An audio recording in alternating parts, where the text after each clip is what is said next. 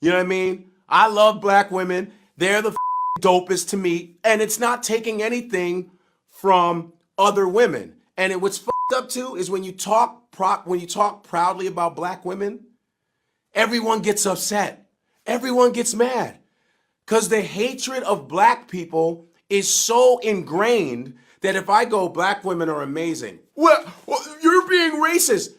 What the does that even make any sense? That doesn't even make any sense. Black women are the you. You feel me? How do you perceive the current state of relationships between black men and black women, and what factors do you believe contribute to any tensions or animosity? The current state. So according to YouTube, it's a whole gender war going on outside. I particularly don't seem to see that in practice in real life, but I'm not negating anybody else's experience because it just may be something I'm not privy to. I mean, it's the usual candidates, propaganda, pitting people against each other, the algorithm incentivizing things that are salacious, which tend to be the things that paint people in the worst lights possible, like Shannon was talking about earlier. On some like the goal is to shock and awe through blaxploitation or whatever. So you have a small minority that are extremely loud and extremely visible, extremely vocal, and is shaping the way people view each other on a just regular interaction.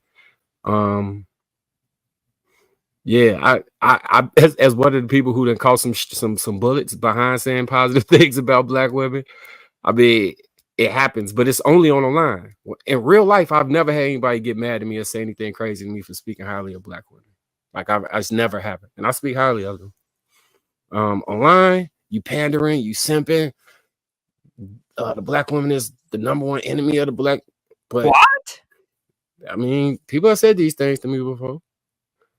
I just don't agree. So I think in the clip though, he was talking in relation to other races and in whatever circle he's at, because it was almost as if it was a shot at other people the way he was explaining it. But I wouldn't care how anybody else felt about it. Like that's their issue to deal with. Okay. Yeah, in the video he was talking about, I think he might have been referencing like when they do like Black Girls Rock or, like Black Lives Matter and shit like that. And when you center one group, then they'll call you racist for centering that group rather than saying everybody or some shit like that. All right. We'll go to you, Trev. Have you noticed any specific patterns or trends in the way black women are treated or perceived within society? And if so, what do you think drive these patterns? Absolutely. I'd say absolutely. And I'll say that just from other black men that have their gripes about black women. And then there's other races who I cut short anytime I hear it. But yeah, they have their gripes, right? A lot of people don't. It shows in everything, right? I mean, it is. You see that loud minority, right, in YouTube. But then if you look at the dating apps, you see the same data, right? A lot of people have their gripes against black women. It's just, it is what it is. That's very true. People do feel that way. I don't think it's everyone, but there is a lot of people who do feel like that. Just dating within our own culture is tough. I talk to a lot of men. I talk to a lot of women. And when you talk about millennials down, it's worse than it's ever been, right? It's almost impossible for them to get along. The expectations are ridiculous, and it's insane. It's real. I was thinking that it's just like in this world or in this YouTube. No, it's not. If you talk to a lot of people from different types of backgrounds, right, not just this class or that class, talk to different people, and you start hearing a lot of the same thing. Not that much of that is in my immediate circle. Me, I don't feel like that. I'm married to a beautiful black woman, but in general, I think that there is just some stereotypes that exist, right, that are not true. A lot of people don't understand it. And the loud minority that Marcus is referring to is probably the women who are guilty of it, right? Because there are some women who do perpetuate these ideas and stereotypes, right? I don't think it's the majority. I do think that as a whole, Black women certainly need to learn how to date, right? A lot of them weren't given the foundations by their fathers to actually know how to love, honor, and respect a man the way they should.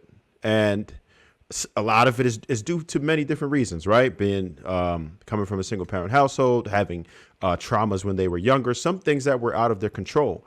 And if they were never given that foundation or that help or never addressed that trauma, then how do you get better? How do you know how to treat a man? How do you know how to love a man? Maybe they genuinely want to, but just don't have it sometimes. And this, again, this isn't all women, but it's too many that are going through this issue.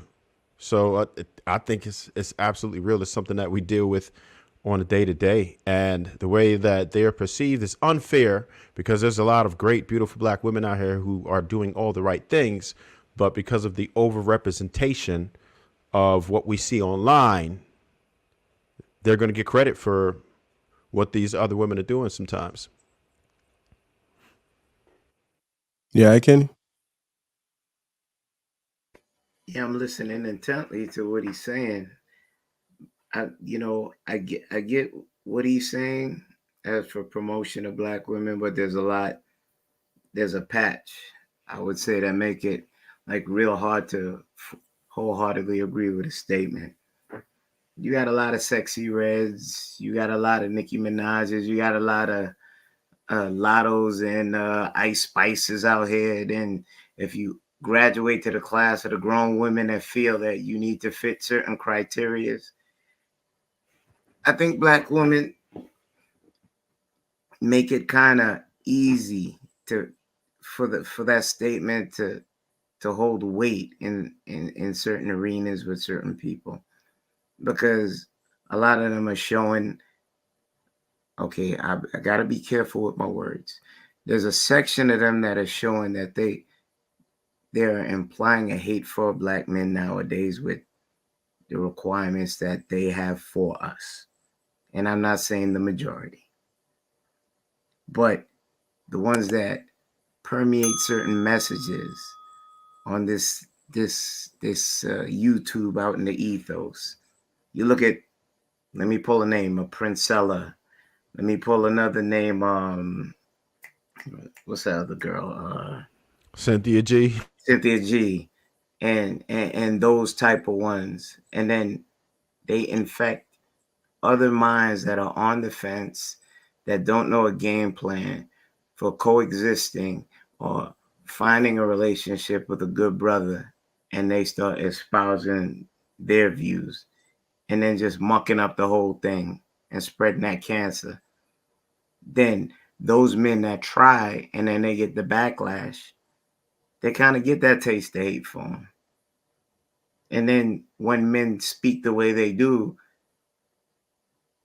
they return it like, oh, you do hate me, but what are you giving me so that I can stay loving you, stay being your covering? Most don't want a covering. Most don't want to fall in line. We started with control. A woman, if you say that word, it's like beating that bee's nest.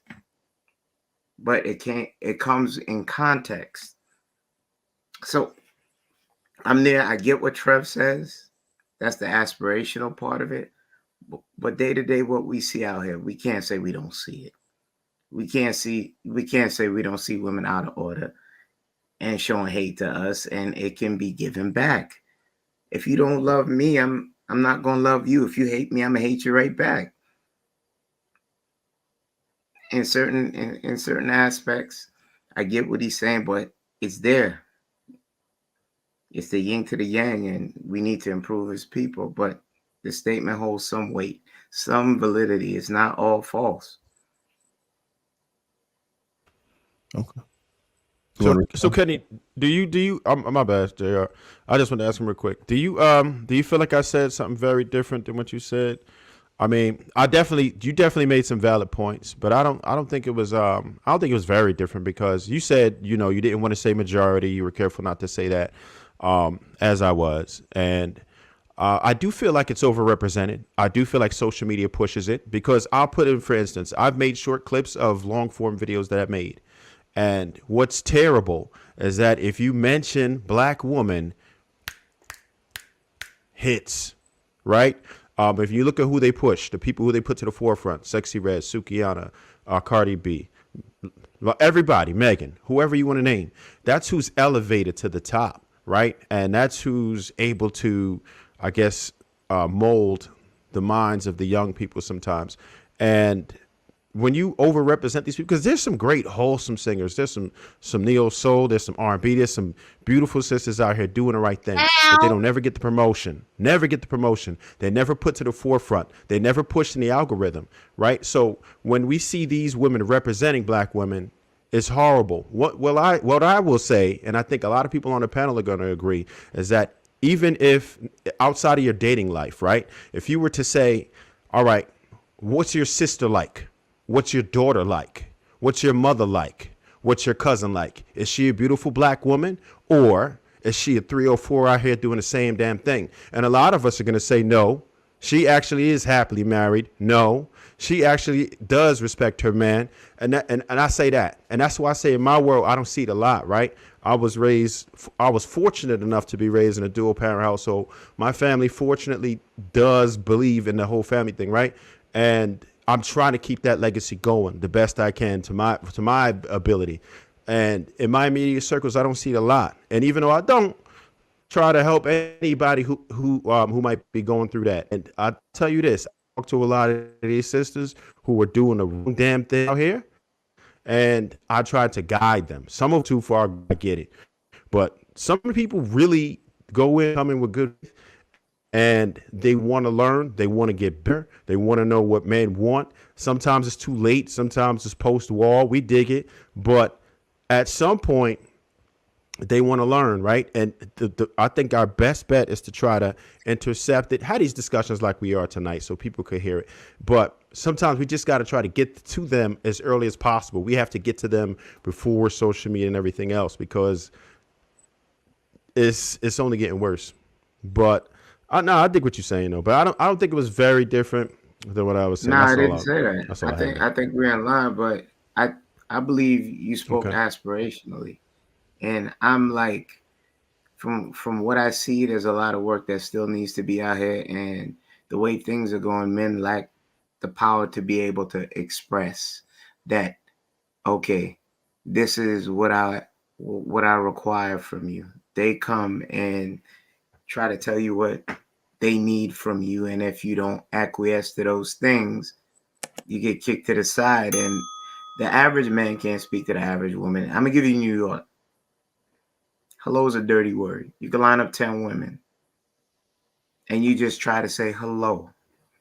They'll walk by you like you got a disease. The majority of them go 300 miles down south, whole different ball game.